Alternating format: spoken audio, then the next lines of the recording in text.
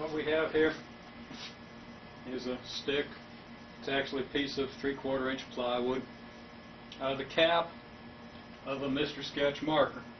You can do this and you can have the cap on top of the marker if you want, but things actually don't fall as far when they fall off if you put the cap down lower. Now, I try to center this thing on the cap so it's centered this way and also this way.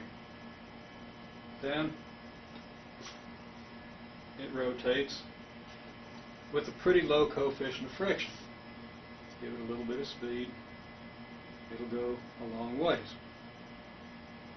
And it will occasionally fall off.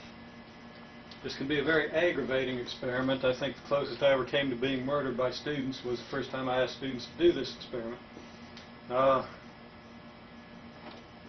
Now, if I take a paper clip, unbend one end of it, and tape it to the end here, and I'm not actually going to do this, just kind of give you the idea. Okay, we can see the paper clip extending off of the end. Now, if I was to tie a thread, put a loop of thread around this end, this tip of the paper clip is pointing this way a little bit, and then put a weight over the pulley on the other end of the thread, then when the weight descends, that's going to accelerate this system. Okay, so we put a thread at the end here, pull the thread out and over the pulley.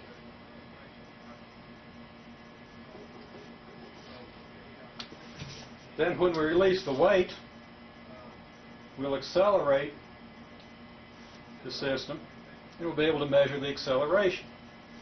Now, in order to take data on the system, we can put a piece of paper underneath.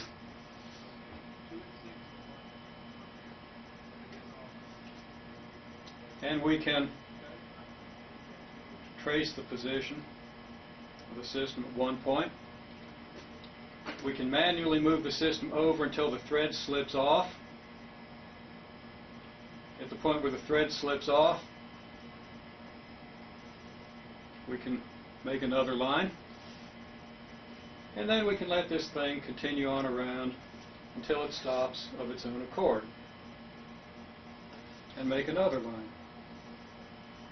Number those lines 1, 2, and 3. And we have a perfectly good picture, 1, 2, 3, of the relative angles, the angular positions of this board. I notice that one side of this particular piece of wood is a little rougher than the other. We probably want to use the smoother side on top of the washer.